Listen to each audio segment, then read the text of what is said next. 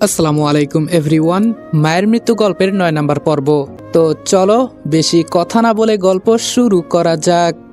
রাতে যখন সবাই মিলে টেবিলে বসে খাবার খাচ্ছে তখন আমি সোফায় বসে মোবাইল নিয়ে পড়ে আছি। এই বাসায় অন্যদের থেকে আমার একটু সাহস বেশি, কারণটা সবাই জানে আমি মুক্তার হবু স্বামী। কিন্তু কেউ তো আর এটা জানে না আমাকে যে মেরে ফেলা হবে। হঠাৎ করে মুক্তা আমাকে ডাক দিয়ে বলল, রনি খাবার খেয়েছো? আমি মোবাইল থেকে মাথা তুলে বললাম, না এখনো খাই নাই, একটু পর হয়তো বুয়া খাবার দিয়ে আসবে উপরে। মুক্তা বলল, আজকে আর উপরে খাবার খেতে হবে না, আমাদের সাথে বসে পড়ো। মুক্তার কথা শুনে আমি সুমনের দিকে একবার তাকালাম। সুমন আমাকে ইশারা করে বলল আমি যেন এই খাবার না খাই। কি জানি কেন এই কথা বলল। মুক্তা আবার বলল, কি হলো, আমি কি বলছি? আমি এবার সোফা থেকে উঠে সরাসরি সিঁড়ি দিয়ে উপরে উঠতে লাগলাম আর বললাম, চাকরের কখনো উচিত নয় তার মালিকের সাথে বসে খাওয়া। বলেছেন এটাই অনেক বেশি, ধন্যবাদ। মুক্তা বলল, রনি আমার কথা তো শোন। আমি বলেছি। মুক্তার কথা আর কানে না নিয়ে উপরে উঠে গেলাম। হঠাৎ করে একটা বিষয় আমার মাথায় আসলো।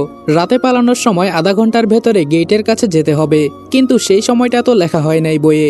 অনেক চিন্তা ভাবনা করে বের করলাম সেই পালানোর সময়টা রাত 1টার সময় হবে হয়তো, কারণ এই সময়ে সবকিছু বন্ধ থাকে। অনেক ভেবেছি আর কিছু চিন্তা করব না, যা হবার পরে হবে, আগে পালিয়ে যাই তো এখান থেকে। বিছানার উপর শুয়ে শুয়ে চিন্তা করছি কিভাবে কি করতে হবে, কিন্তু কখন যে আমি ঘুমিয়ে গেলাম বলতেও পারি না। সকালে তাড়াতাড়ি ঘুম থেকে উঠে রিয়া ম্যামের উদ্দেশ্যে একটা চিঠি লিখলাম। চিঠিতে লেখা আছে, আজকে রাত 1টার সময় এখান থেকে পালিয়ে যাব। যদি যাওয়ার ইচ্ছা থাকে তো সময় মতো দরজার সামনে দাঁড়িয়ে থাকবেন। আপনাকে আমি যেমন বিশ্বাস করি তেমন কিন্তু আমার বিশ্বাসের মর্যাদা রাখবেন। আশা করি আপনাকে কিছু বলতে হবে না, শুধু আমি যা বললাম তাই করবেন, বাকিটা আমি দেখে নিব। এইটুকু লেখে চিঠিটা পকেটে রেখে দিলাম। আস্তে আস্তে সিঁড়ি বেয়ে নিচে নামলাম। আজকে আমি কিচেনে গিয়ে নিজ হাতে ম্যামের জন্য কফি বানাবো। অন্যদিন তো বন্যা বানিয়ে দেয়, আজকে বরং আমি নিজে ম্যামের জন্য কফি বানিয়ে নেই। কিচেনে গিয়ে যেই কফি বানাবো বলে সবকিছু প্রস্তুত করছি তখন আমাকে দেখে বন্যা বলল, কি ব্যাপার মশাই, হঠাৎ ম্যামের জন্য কফি বানাচ্ছেন? আমি হাসি দিয়ে বললাম, আরে না তেমন কিছু না, মাঝে মাঝে ম্যামের জন্য একটু কফি বানালে হয়তো অন্যরকম স্বাদ পাবে। বন্যা বলল, তা তুমি কি রান্না করতে পারো? আমি বললাম, পারি তো, আমি সবকিছু রান্না করতে পারি। বন্যা বলল, এসব রান্না বান্না কে তোমাকে শিখিয়েছে? আমি বললাম, আমার। বলতে গিয়েও আর বলতে পারলাম না, চোখ দিয়ে টুপটুপ করে পানি পড়ছে। বন্যা আমার কাছে এসে আমার চোখের পানি মুছে দিয়ে বলল, আরে এজন্য এভাবে কান্না করতে হয়? ছোট বোনের সামনে যদি বড় ভাই কান্না করে কেমন লাগবে বলো? পেছন থেকে সুমন এসে বলল, তুই চিন্তা করিস না রনি, দেখিস একদিন আমরা সবাই মিলে প্রতিশোধ নিব। হঠাৎ পেছন থেকে মুক্তা বলল, তা কিসের প্রতিশোধ নিবে তুমি সুমন? আজকে আমি তোমাদেরকে সবচেয়ে বিশ্বস্ত বুকমেকার ওনেক্স সম্পর্কে বলতে চাই, যেটি পিএসজি এবং সিরিয়ার অফিসিয়াল পার্টনার। এই অ্যাপে আপনি cricket, football, tennis live match দেখতে এবং তাদের স্কোর ভবিষ্যৎবাণী করে সহজেই অর্থ উপার্জন করতে পারবেন। সেই সাথে BMW গাড়ি, আইফোন, ল্যাপটপ এবং আরও অনেক নগদ পুরস্কার জেতারও সুযোগ রয়েছে। এই অ্যাপটিতে আপনি crash, crystal, under and over 21 ইত্যাদি গেম খেলে সহজেই আয় করতে পারবেন। সাইন আপ করার সময় আমার প্রচার কোড রিদওয়ান8 ব্যবহার করে আপনার প্রথম জমাতে 24,000 টাকা পর্যন্ত পান। আপনি বিকাশ, নগদ, ব্যাংক, ক্রিপ্টো, পেপাল এবং অন্যান্য সহজ পদ্ধতির মাধ্যমে সহজেই আপনার জেতা টাকা তুলতে পারবেন। এখানে আপনি 24 ঘন্টা 7 দিন গ্রাহক সহায়তা পাবেন। তাই এখনই গুগলে ওয়াইক সার্চ করে অফিসিয়াল ওয়েবসাইটটিতে গিয়ে রেজিস্ট্রেশন করুন। আর রেজিস্ট্রেশনের সময় অবশ্যই আমার প্রচার কোড রিদওয়ান8 ব্যবহার করে প্রথমবার ডিপোজিটে 24,000 টাকা পর্যন্ত পান। সুমন বেচারা বোকা হয়ে মুক্তার দিকে তাকিয়ে বলল, ম্যাম এত সকাল সকাল আপনি এখানে? মুক্তা হাসি দিয়ে বলল, আজকে আমার হবু হাজবেন্ড নাকি কফি বানাচ্ছে, তাই এটা খেতে আসলাম। এই বলে মুক্তা আমার হাত থেকে কফির মগটা নিয়ে খেতে লাগলো। আমি আর কিছু বললাম না, চুপচাপ দাঁড়িয়ে আছি। মুক্তা খেতে খেতে বলল, তুই তো দেখি অনেক ভালো কফি বানাতে পারিস। আমি হাসি দিয়ে বললাম, ধন্যবাদ ম্যাডাম। একটা কথা ছিল, বলবো কি বলবো না? মুক্তা বলল, বল কি বলবি? আমি বললাম, সেই দিন তো আর বাগানটা ঘুরে দেখতে পারলাম না, যদি আজকে বলেন তো? মুক্তা বলল, আচ্ছা যাবি, ঠিক আছে যা, তবে বেশি দেরি করবি না। আমি এবার একটু নরম সুরে বললাম, আমি একা গেলে ভালো লাগবে না, সাথে সুমন আর বন্যাকে নিতাম। মুক্তা এবার সুমন আর বন্যার দিকে তাকিয়ে বলল, ঠিক আছে যা, তবে আগে সব কাজ শেষ করে তারপর যাবি। আমি ওদেরকে বলে রাখবো, কোনো সমস্যা হবে না। এই বলে মুক্তা ম্যাম চলে গেল। মুক্তা যেতেই বন্যা কফির মগটা আমার হাতে দিয়ে বলল, আমি আগেই ভেবেছিলাম মুক্তা ম্যাম এখানে হয়তো আসবে, আর দেখো এসেও গেল। যখন মুক্তা ম্যাম এখানে আসলো আমি তোমার কফির মগটা বদল করে আমারটা রেখে দিয়েছি। মুক্তা ম্যাম কফি খেয়ে মনে করেছে এটা তোমার বানানো কফি। আমি এবার মুক্তার মাথায় হাত দিয়ে সুমনের দিকে তাকিয়ে বললাম, আমি না থাকলে তো এইরকম একটা লক্ষ্মী মেয়ে হারাতি শালা। এখন তাড়াতাড়ি হাতের কাজ শেষ করে নে। আমি এই সুযোগে রিয়া ম্যামকে কফি দিয়ে আসি। 10টা বাজার কিছুক্ষণ আগে রিয়া ম্যামের দরজার সামনে গিয়ে দাঁড়ালাম। যখন দরজা খোলার আওয়াজ পেলাম পকেট থেকে চিঠিটা বের করে আস্তে করে মগের সাথে ধরলাম। রিয়া ম্যাম আমার হাত থেকে চিঠি সহ কফির মগটা নিয়ে নিল। আমিও খুশি মনে চলে গেলাম। কিছুক্ষণ পর বন্যা আর সুমন এসে বলল, রনি চল, আমরা রেডি। ওদের দুইজনকে নিয়ে দরজার কাছে যেতেই আমাদের দেখে দারোয়ান দরজা খুলে দিল। হেঁটে হেঁটে বাগানে চলে গেলাম। আশেপাশে তেমন কাউকে দেখতে না পেয়ে বললাম, সুমন, পালানোর বিষয়ে বন্যাকে কিছু বলেছিস? সুমন বলল, না, এখনো কিছু বলি নাই। বন্যা এবার আমার দিকে তাকিয়ে বলল, কি বলছো ভাইয়া, পালিয়ে যাবে মানে? আমি বললাম, আজকে রাতে আমরা এখান থেকে পালিয়ে যাব, আর কিভাবে পালাবো সেটা আমার উপর ছেড়ে দাও। আমি বলেছি না বন্যা, তোমার এই ভাই থাকতে তোমাকে আমি সুমনের সাথে বিয়ে দিয়েই ছাড়বো। বন্যা আমার দিকে কান্নার নজরে তাকিয়ে বলল, আপনাকে কি বলে যে ধন্যবাদ দিব বলার ভাষা খুঁজে পাচ্ছি না, কিন্তু আপনার কিছু হবে না তো? আমি বললাম, না, আমার কিছু হবে না। এখন সুমন বল, আমি যেভাবে বললাম সবকিছু রেডি তো? সুমন আমার দিকে তাকিয়ে বলল, তোর কথা মতো সবকিছু রেডি করেছি, কিন্তু তুই যেভাবে বললি সেভাবে কিন্তু হবে না। আমি যেই ঘুমের ওষুধ এনেছি সেটা খাওয়ার 1 ঘন্টার পর কাজ করবে, তাও আবার সারা রাত। মানলাম সবাই খাবে, কিন্তু মুক্তাকে তো তুই চিনিস না, ও ঠিকই ধরে ফেলবে। আমি মাথায় হাত চুলকাতে চুলকাতে বললাম, আসলেই তো তুই ঠিক কথাই বলেছিস, এটা তো আমি চিন্তা করি নাই। তবে ঠিক আছে, তুই শুধু টেবিলে খাবার দিয়ে যাবি, বাকিটা আমি দেখে নিব। মুক্তাকে কিভাবে খাওয়াতে হয় এটা আমি দেখব। শুধু সবাই খাওয়ার আগে যেন আমার খাবারটা চলে যায়, যেন মুক্তা আমাকে খাওয়াতে চাইলে আমি বলতে পারি আমি খেয়ে এসেছি, আর মুক্তার খাবারে যেন ওই ওষুধটা বেশি থাকে। এভাবে সুমন আর আমি ভাবতে লাগলাম কিভাবে কি করতে হবে। ওদের দুজনকে বললাম যেন দরকারি জিনিসপত্র সব গুছিয়ে রাখে। অনেকক্ষণ বাগান ঘোরাঘুরি করে চলে গেলাম। সুমন আর মুক্তা আমার কথা মতো সবকিছু করেছে। রাতে রিয়া ম্যামকে কফি দেওয়ার সময় রিয়া ম্যাম আস্তে করে বলল, আমি রেডি। এই বলে রিয়া ম্যাম দরজা বন্ধ করে চলে গেল। সুমন যখন টেবিলে খাবার দেয় তখন আমাকে একবার ইশারা করে বলল, এখন কি করবি? সবাই টেবিলে বসা। মুক্তার পাশে ওর এক বয়ফ্রেন্ড বসেছে। আমি গিয়ে মুক্তার পাশে দাঁড়িয়ে বললাম, আজকে কি আমি তোমার সাথে বসে খেতে পারি? মুক্তা তো আমাকে দেখে পুরোই বোকা হয়ে গেছে। হয়তো মুক্তা ভাবতেও পারে নাই যে আমি নিজেই এখানে চলে আসব। মুক্তা তাড়াতাড়ি একজনকে সরিয়ে আমাকে বসতে দিল। আমি মুক্তার খাবারের প্লেটটা হাতে নিয়ে খাবার মাখিয়ে মুক্তার মুখের সামনে ধরলাম। আমার এসব কাজকর্ম দেখে সবাই বোকা হয়ে গেছে, বিশেষ করে মুক্তা অবাক হয়েছে অনেক বেশি। আমি এবার জোরে ধমক দিয়ে বললাম, আর কতক্ষণ এভাবে তোমার মুখের সামনে খাবার ধরে রাখবো? খাবে নাকি ফেলে দিব? আমার কথা শুনে মুক্তা হা করলো। মুক্তাকে খাওয়াতে খাওয়াতে বললাম, এত অবাক হওয়ার কি আছে, আর কয়েকদিন পর তুমি আমার বউ হবে। মুক্তা চুপচাপ খেতে খেতে আস্তে করে বলল, নাটক কম কর। আমি বললাম, তাহলে আমি কি চলে যাব? মুক্তা আমার হাতে কামড় দিয়ে বলল, চলে যা তুই, তোরে আমি বলেছি এখানে থাকতে। আর বন্যা আজকে অনেক খারাপ রান্না করেছে, খাবারে লবণ বেশি হয়েছে, আবার একটুও স্বাদ হয় নাই। ডাক দাও তো বন্যাকে। সারাদিন বসে থেকেও এমন ফালতু রান্না করে কেন? নাকি এখন কাজ করতে মন চায় না? কি চাই ওর, জিজ্ঞাসা করো। আমি তাড়াতাড়ি বললাম, আরে থাক না, হঠাৎ একদিন খাবার বাজে হয়েছে, এজন্য এভাবে বকা দিতে হয়? প্রতিদিন কি একই হবে? হয়তো আজকে বেচারি ভালো কিছু রান্না করার চেষ্টা করেছিল, কিন্তু ও হয়তো জানতো না এমন হবে। থাক, বাদ দাও। মুক্তা অল্প কিছু খেয়ে চলে গেল। সুমন হাত দিয়ে ইশারা করে বলল, কাজ হয়ে গেছে রে বন্ধু, এখন শুধু আমাদের অপেক্ষা করতে হবে। আমি উপরে চলে গেলাম। ছাদের এক পাশ থেকে অন্য পাশে হাঁটাহাঁটি করছি, কখন যে আমার সেই সময়টুকু আসবে। ছাদে ঘুমানোর আগে 12টা বেজে 30 মিনিটের একটা অ্যালার্ম দিলাম। সময় মতো ঘুম থেকে উঠে রুমে গিয়ে দরকারি জিনিসপত্র সাথে নিয়ে আস্তে আস্তে নিচে নেমে গেলাম। নিচে নামতেই দেখি বন্যা সুমনকে জড়িয়ে এক কোনায় ঘুমিয়ে আছে, আর সুমন একটু পর পর ঘুমাচ্ছে আর তাকিয়ে তাকিয়ে দেখছে হয়তো আমি কখন আসব। অন্ধকার রুমে সুমন আমাকে দেখে আস্তে করে বলল, বন্ধু তুই তাহলে এলি? আমি বললাম, এলাম। সবকিছু তো ঠিকঠাক আছে নাকি? সবাই তো এখন ঘুমে। সুমন বলল, মগ্ন মানে? সবাই মরার মতো ঘুমাচ্ছে, এখন আমাদের বের হলেই হবে। আমি বললাম, বন্যা কি জেগে আছে? বন্যা আমার কথা শুনে আস্তে করে উত্তর দিল, কোনো রকম জেগে আছি, এখন যা করবে ভাইয়া তাড়াতাড়ি করো, আমি কিন্তু রাত জাগতে পারি না। বন্যার কথা শুনে আমি মজা করে বললাম, কালকে বিয়ে হলেই দেখা যাবে সারা রাত জেগে চোখ লাল করে ফেলবে, আবার বলে রাত জাগতে পারি না। কি রে সুমন, আমি কি মিথ্যা বললাম? বন্যা আমার কথা শুনে সুমনকে ছেড়ে দাঁড়িয়ে বলল, লজ্জা শরম কিছুই নাই দেখি তোমার ভেতরে। এর মাঝে রিয়া ম্যাম আমাদের সামনে এসে বলল, সবকিছু ঠিকঠাক আছে তো? রিয়া ম্যামকে দেখে আমার অবস্থা সিরিয়াস। কি বলবো ভাই, এই অন্ধকার রাতেও এই মেয়েটার মুখ থেকে আলো ঝরছে, আবার পরেছে নীল শাড়ি, যেটা আমার ফেভারিট। আর রিয়া ম্যামের শরীর থেকে মাতাল করা একটা ঘ্রাণ বের হচ্ছে, যেটা আমার নাকে গেলেই আমি পাগল হয়ে যাই। রিয়া ম্যামের চেহারার কথা কি বলবো, এই মেয়েকে দেখলে মনে হয় যেন আমি সবসময় এই মেয়েকে সামনে বসিয়ে শুধু দেখতেই থাকি। আমার জীবনে কোনো আফসোস থাকতো না যদি রিয়া ম্যাম শুধু আমার হতো। হয়তো আমার এই চিন্তা ভাবনাগুলো কল্পনাই থাকবে। সুমন আমাকে জোরে ধাক্কা দিয়ে বলল, আর কত দেখবি রিয়া ম্যামকে? সেই 10 মিনিট হয়ে গেল তোকে ধাক্কা দিচ্ছি, তাও তোর খেয়াল নেই। কয়টা বাজে ঘড়িতে দেখ, পরে যদি সময় না থাকে। তাড়াতাড়ি রিয়া ম্যামের থেকে নজর সরিয়ে ঘড়িতে তাকিয়ে দেখি একটা প্রায় বেজে যাবে। তাড়াতাড়ি সামনে হেঁটে বললাম, আমার পেছনে পেছনে আয়। আধা ঘন্টার ভেতরে গেটের কাছে না যেতে পারলে আমরা মায়াজালে আটকে পড়ব। দরজার কাছে গিয়ে দেখি দারোয়ান উল্টা হয়ে শুয়ে ঘুমাচ্ছে। কোনো রকম দরজা খুলে বের হলাম। বাসা থেকে বের হয়ে পূর্ব প্রান্তে স্পিডে হাঁটছি। হঠাৎ রিয়া ম্যাম বলল, ভুলভাল তো কিছুই হবে না। আমি শুধু বললাম, এখন কিছুই বলার সময় নেই। জানি না আধা ঘন্টার ভেতরে কতটুকু জায়গা যেতে পারবো, শুধু গেটের কাছে যেতে পারলেই হলো। অনেকটা জায়গা যাওয়ার পর রিয়া ম্যাম হঠাৎ দাঁড়িয়ে পড়ল। পেছন থেকে সুমন আমাকে বলল, কি রে, তুই শুধু একা একা গেলেই হবে? রিয়া ম্যাম তো দাঁড়িয়ে গেছে।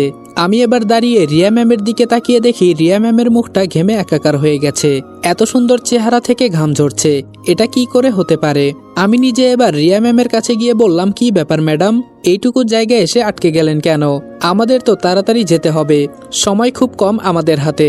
রিয়া ম্যাম এবার মায়াবী দৃষ্টিতে আমার দিকে তাকিয়ে বলল, জীবনে এভাবে কখনো হাঁটি নাই, কি করব বলো? আমি অনেকটা হাঁপিয়ে গেছি, আমি আর একটুও হাঁটতে পারছি না। সুমন এবার আমার কাছে এসে বলল, রনি, অলরেডি 5 মিনিট সময় চলে গেছে। এবার আমি কি করব তা ভাবতেও পারছি না। সবকিছু চিন্তা ভাবনা বাদ দিয়ে রিয়া ম্যামকে বললাম, চোখ বন্ধ করেন তাড়াতাড়ি। আমার কথা শুনে রিয়া ম্যাম তাই করলো।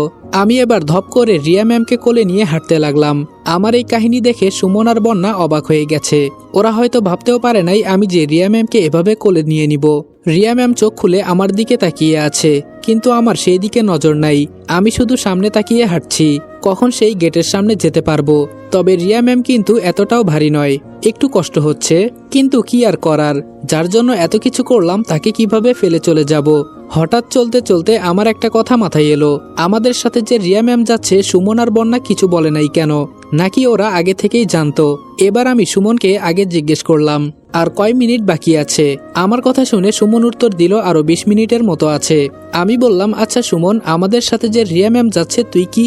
এটুকু বলতেই সুমন আমাকে বলল, এসব কথা পরে হবে, আর তোর যদি এতই জানার ইচ্ছে থাকে তাহলে রিয়া ম্যামের কাছ থেকে জেনে নিস, উনি সব জানেন। এবার আমি রিয়া ম্যামের দিকে একটু নজর দিলাম, দেখি রিয়া ম্যাম একদৃষ্টিতে আমার দিকে তাকিয়ে আছে। রিয়া ম্যামের চোখের উপর আমার চোখ পড়তেই আমি চোখ সরিয়ে নিলাম। কেমন যেন নিজের ভেতরে একটা লজ্জা কাজ করছে। তবে আস্তে করে বললাম, ম্যাম, আমাকে মাফ করে দিবেন আপনাকে এভাবে কোলে নেওয়ার জন্য। এছাড়া কি করব বলেন? আপনাকে ফেলে রেখে তো আমি আর যেতে পারি না, তাই কোনো উপায় না পেয়ে আপনাকে এভাবে কোলে নিতে হলো। আমার কথা শুনে রিয়া ম্যাম উত্তর দিল, ধন্যবাদ তো আমার তোমাকে দেওয়া উচিত, তোমার জন্য আজকে আমি এখান থেকে পালাতে পারছি। এই পর্যন্ত আমাদের মাঝে কথা হয়েছে, আর কোনো কথা হয় নাই রিয়া ম্যামের সাথে। মাঝে শুধু রিয়া ম্যাম বলেছিল আমার কি কষ্ট হচ্ছে নাকি, যদি কষ্ট হয় তাহলে যেন আমি রিয়া ম্যামকে কোল থেকে নামিয়ে দেই। কিন্তু আমি যে সুযোগ একবার পেয়েছি সেটা কি আর হাতছাড়া করব নাকি? কষ্ট হলেও তো আমি রিয়া ম্যামকে কোলে নিয়ে যাব, কারণ এই ফিলিংস বলেন আর সুযোগ বলেন, এটা কিন্তু বারবার ফিরে আসবে না। বাঙালি আবার সুযোগ বুঝে কোপ দিতে ভালোই জানে। যেতে যেতে আমাদের সেই গন্তব্যের জায়গায় এসে গেলাম। আমাদের সামনে 2টা গেট আছে, একটায় লেখা আছে বাঁচতে নয় বরং মরতে চাই, আরেকটায় লেখা আছে মরতে নয় বরং বাঁচতে চাই। রিয়া ম্যামকে কোলে থেকে নামাতেই আমাকে প্রশ্ন করলো, এখন আমাদের কোন পথ দিয়ে যেতে হবে? রিয়া ম্যামের সাথে বন্যাও আমাকে বলল, ভাইয়া, এই তুমি আমাদের কোথায় নিয়ে এলে? আর কি সব লেখা আছে? মরতে চাই, বাঁচতে চাই, উল্টাপাল্টা কি সব? আমি শুধু বললাম, আমাকে সবাই বিশ্বাস করো তো? সুমন সাথে সাথে বলল, এটা আবার কি বলিস তুই? তোকে বিশ্বাস যদি না করতাম তাহলে এই মাঝরাতে তোর সাথে এভাবে আসতাম না। বন্যাও আমাকে তাই বলল। এবার আমি রিয়া ম্যামকে প্রশ্ন করলাম, আমি কি কোনো ভুল কাজ করছি ম্যাম, নাকি আপনি আমাকে? রিয়া ম্যাম আমার দিকে না তাকিয়ে শুধু বলল, মৃত্যুর মুখ থেকে বেঁচে তোমার সাথে যাচ্ছি। আমি জানি তুমি কতটা ভালো ছেলে, কেউ বিশ্বাস করুক আর না করুক, আমি তোমাকে বিশ্বাস করি। রিয়া ম্যামের কথা শুনে আমি কিছুটা খুশি হলাম। এবার আমি সামনের দিকে হাঁটতে লাগলাম। যেই গেটের সামনে লেখা আছে বাঁচতে নয় বরং মরতে চাই, চোখ বুজে গেট দিয়ে ঢুকে গেলাম। বন্যা শুধু আওয়াজ করলো, ভাইয়া, আমরা কি সত্যিই মরতে যাচ্ছি? আমি শুধু একটা হাসি দিয়ে বুঝিয়ে দিলাম, মনে করো মরতেই যাচ্ছি। গেটের ভেতরে রাস্তা দিয়ে হেঁটে সামনের দিকে যেতে লাগলাম। শুধু রিয়া ম্যামকে বললাম, ম্যাম, আপনার কি কষ্ট হচ্ছে নাকি? আবার কি? রিয়া ম্যাম আমাকে আটকিয়ে বলল, না, আর তোমাকে কষ্ট করতে হবে না, শুধু আমার হাতটা একটু ধরো, আমি যেন পড়ে না যাই। রিয়া ম্যামের কাছে গিয়ে একটা হাত ধরে বললাম, ভালো করে যাবেন, আবার যেন পড়ে না যান। রিয়া ম্যাম মুচকি হাসি দিয়ে বলল, আমার তোমার উপর ভরসা আছে। আমাদের কথাবার্তা শুনে সুমন আর বন্যা 2জন শুধু হাসছে আর বলছে, প্রেমে পড়েছে মন, প্রেমে পড়েছে। আমি সুমনের দিকে চোখ রাঙিয়ে একবার তাকালাম। সুমনের গান শুনে রিয়া ম্যাম বলল, তা কার প্রেমে পড়েছে তোমার মন সুমন? সুমন ধপ করে উত্তর দিল, কার আবার? আমার সাথে যিনি আছে, মানে মিস বন্যা চৌধুরী। বন্যা লজ্জা পেয়ে বলল, হয়েছে হয়েছে, আর ঢং করতে হবে না, এখন চুপচাপ চলো। রনি ভাইয়া, আর কতটুকু জায়গা যেতে হবে? আমি বললাম, জানি না আর কত পথ যেতে হবে, তবে আমাদের এখান থেকে পালাতে হবে, এখন আমি শুধু এইটুকুই জানি, এর বেশি কিছু না। হঠাৎ করে সুমন মন খারাপ করে বলল, আমাদের মতো এখানে অনেক মানুষ আছে, ওরাও তো এখান থেকে পালাতে চাইছে হয়তো, কিন্তু দেখ আজকে আমরা স্বার্থপরের মতো এখান থেকে পালিয়ে যাচ্ছি। সুমনের কথা শুনে রিয়া ম্যাম শুধু বলল, তুমি কোনো চিন্তা করো না, সবাইকে আমি এখান থেকে বের করে আনবো, আগে আমি এখান থেকে বের হই। প্রায় অনেকটা পথ যাওয়ার পর সামনে তাকিয়ে দেখি বিশাল বড় এক সমুদ্র। সমুদ্র দেখে বন্যা ভয় পেয়ে বসে বলল, ভাইয়া এটা তুই কি করলি? আমরা এখানে আজকে মরতে এসেছি, ভালো হতো যদি মুক্তার বাসায় থেকে রান্না করতাম, তাও তো সুমনকে চোখের সামনে দেখতে পেতাম। সুমন বন্যার কথা শুনে বন্যাকে ধমক দিয়ে বলল, এই তুমি কাকে কি বলছো জানো? ও যদি আমাদের এখানে মারতেও নিয়ে আসে তাহলে আজকে আমরা এখানেই মারা যাব। ওদের ওখানে বন্দি হয়ে থাকার চেয়ে এখানে মরে যাওয়াটাই ভালো। হতেও তো পারে ওরা কোনো একদিন রিয়া ম্যামের মতো আমাদের উপরেও অত্যাচার করা শুরু করে দিবে। সুমনের কথা শুনে বুঝলাম সুমন হয়তো রিয়া ম্যামের বিষয়ে অনেক কিছু জানে। এবার আমি রিয়া ম্যামের দিকে তাকিয়ে বললাম, আমি যতটুকু জানতাম ততটুকু আপনাকে নিয়ে এসেছি, তবে আপনাকে আমি এখান থেকে বের করবই, সেটা আমার জীবনের বিনিময়ে হলেও। এটা বলে আমি আমার চোখ বন্ধ করে দিলাম। হঠাৎ করে মনে হলো বইয়ে তো এটা লেখা ছিল, সামনে বিশাল বড় এক সমুদ্র, তবে তুমি যদি সমুদ্র মনে করো তাহলে মায়ার জালে আটকে পড়বে, মরতে হলে মরার মতো মরো, মায়ার জাল ভেঙে দিয়ে চলে যাও। আমি এবার বুঝলাম আমার সামনে যা আছে সবকিছু মায়াজাল। হঠাৎ করে পেছনে কিছু একটা আওয়াজ শুনলাম।